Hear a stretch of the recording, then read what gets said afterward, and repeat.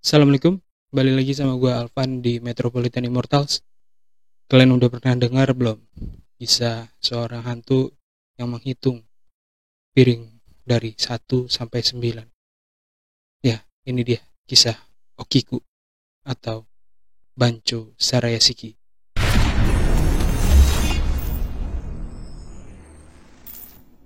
Kisah ini merupakan salah satu dari kisah yang paling terkenal dari 100 cerita hantu atau Hyakumonogatari. Oke, kita mulai. Terdapat 3 versi besar yang gue tahu dari kisah ini.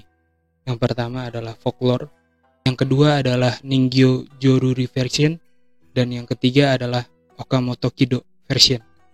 Okamoto Kido itu adalah seorang pengarang gitu. Nah, kita akan mulai dari versi folklore-nya.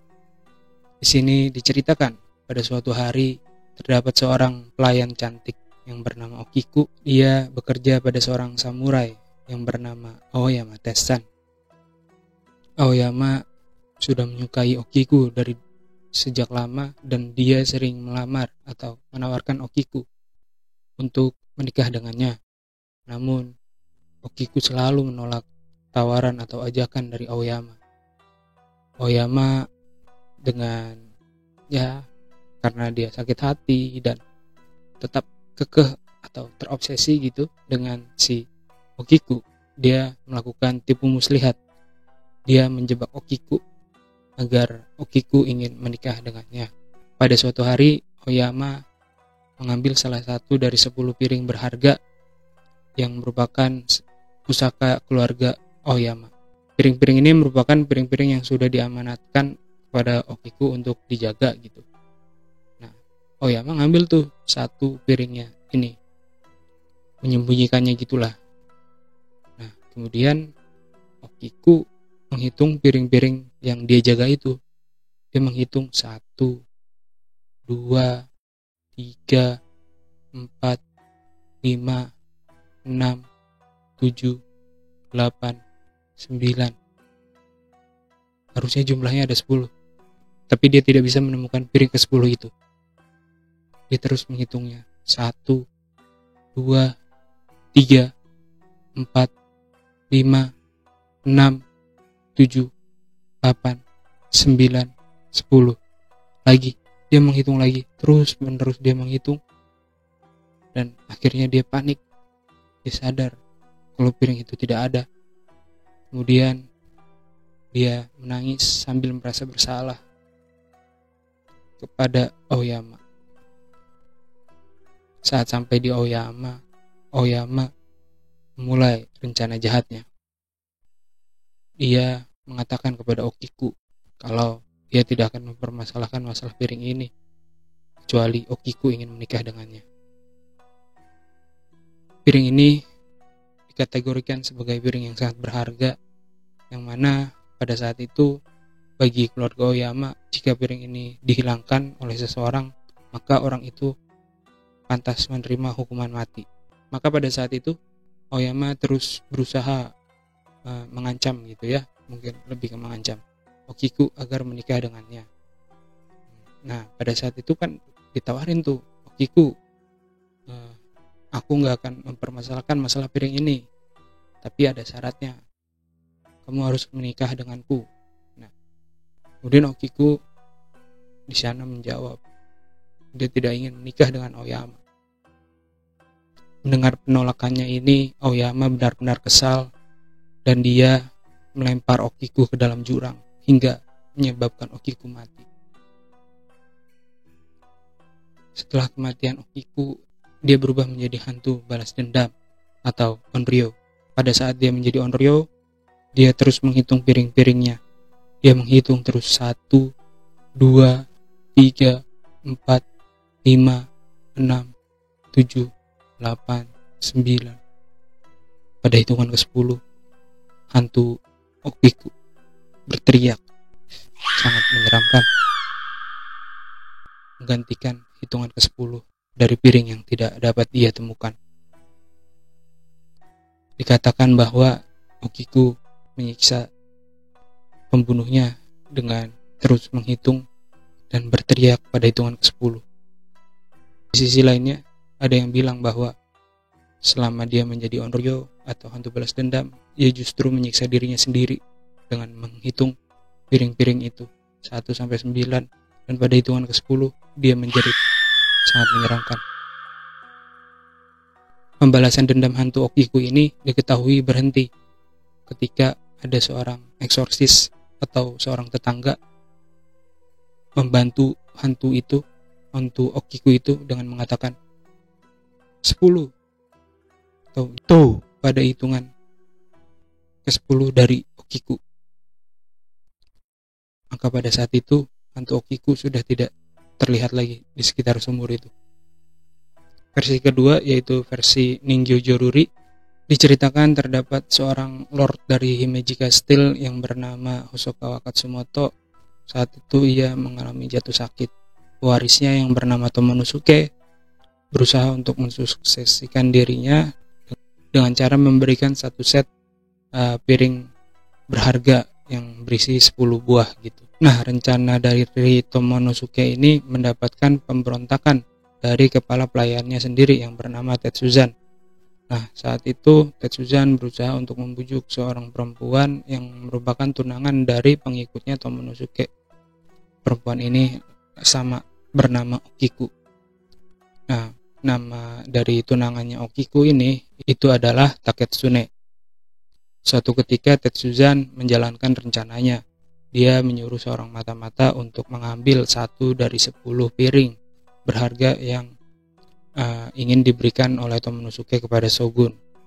Saat itu Tetsuzan memanggil Okiku untuk mengambil 10 piring tersebut.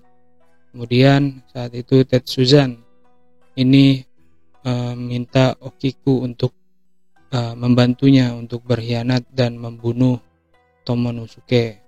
Namun karena cintanya Okiku kepada tunangannya itu, yaitu Taketsune, maka ia menolak tawaran atau ajakan dari Tetsuzan.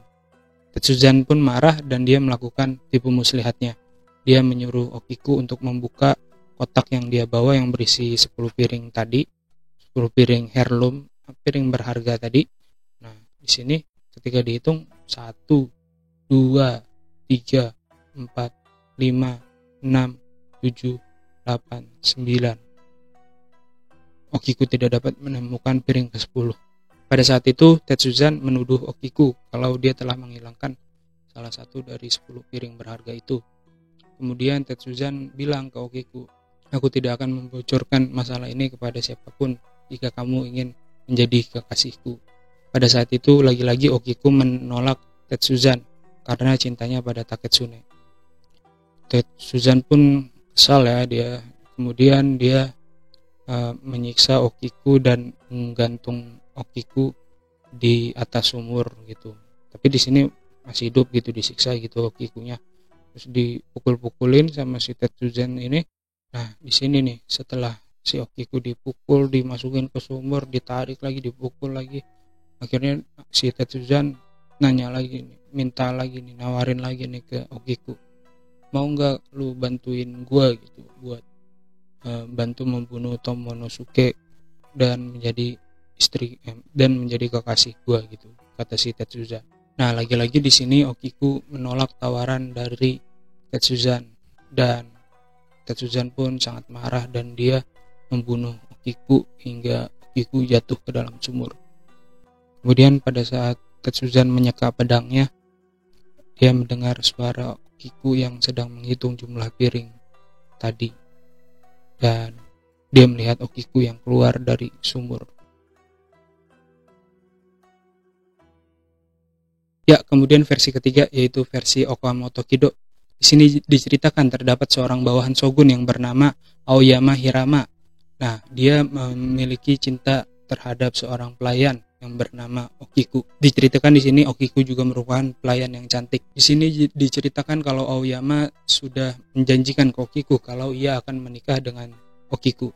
Nah, di sini Aoyama juga menerima proposal dari bibinya untuk melakukan pernikahan gitu dengan seseorang. Nah, di sini Aoyama sudah bilang gitu ke Okiku kalau dia tidak akan menerima proposal dari bibinya itu atau perjodohan dari bibinya itu. Nah, Kemudian di sini Okiku pada suatu hari diceritakan mengetes cintanya Aoyama terhadap Okiku. Dia menghancurkan 1 dari 10 piring berharga milik keluarga Aoyama. Nah, di sini Aoyama memaafkan dari si Okiku ini perbuatannya, karena pada awalnya Aoyama mengira kalau pemecahan piringnya itu benar-benar tidak disengaja, hanya sebuah aksiden saja, kecelakaan saja. Nah, di sini kemudian Okiku tiba-tiba nggak tahu ya kenapa, pokoknya dia bilang tuh jujur ke Aoyama kalau sebenarnya piringnya itu sengaja dipecahkan untuk mengetes apakah Aoyama benar-benar cinta atau enggak sama Okiku. Kemudian mendengar kebenaran ini, Aoyama sangat marah dan ia naik pitam dan dia membunuh si Okiku. Dan setelah itu ia melemparkan jasadnya ke dalam sumur. Nah, setelah kematiannya terdapat hantu Okiku yang bergentayangan dari sumur itu. Nah, setelah kematian itu terlihat hantu Okiku yang masuk ke dalam rumah si Aoyama gitu, dan hantunya itu menghitung jumlah piring yang ada, 9 piring berharga itu 1 sampai 10. Kemudian pada saat itu Aoyama bertemu dengan Okiku di sebuah taman. Dia tidak melihat hantu gentayangan yang dendam, tapi dia melihat wajah Okiku yang masih sama, yang masih cantik bagi dirinya. Setelah bertemu hantu itu, Aoyama memutuskan untuk bunuh diri atau seppuku untuk mengikuti gadis yang ia cintai itu. Ya, memang yang terakhir ini memang versinya sedikit romantis, tapi tetap aja ya, kenapa dibunuh ya? Nggak tahu deh gue. Pokoknya gitulah versi ceritanya. Oke, jadi apa nih pesan yang bisa kalian ambil dari cerita ini? Kalau menurut gue adalah ya, kalau marah tuh duduk dulu. Kalau kisahnya Okamoto Kido ya. Kemudian kalau yang itu versi ke-1, kedua itu ya. Kalau yang folklore version itu kan si Aoyama-nya itu kan nggak disukain sama Okiku ya. Terus dia marah tuh ya. Kita nggak boleh obsesi men kalau versi pertama. Kalau yang kedua ini emang brengsek nih si Tetsuzan, orang jahat boy. Nih terus dihukum nih si Tetsuzan ini. Kemudian yang ketiga ini yaitu kalau marah tuh jangan langsung gitu. Kalau marah tuh lebih baik diam dulu gitu men, jadi nggak jernih gitu. Jadi dia membunuh kekasihnya sendiri kan, si Aoyama itu. Oke, kalau kalian suka dengan cerita ini, jangan lupa like, comment, dan subscribe ya, sudah biasa lah ya. Dan ya, gue dari kemarin agak ribet buat bikin konten ini ya. Untuk kedepannya gue pengen usahain biar setiap 1 bulan, tiap minggu tuh ada gitu konten ya, yang diusahain gitu deh pokoknya ya. Thank you for watching, see you in next video, goodbye.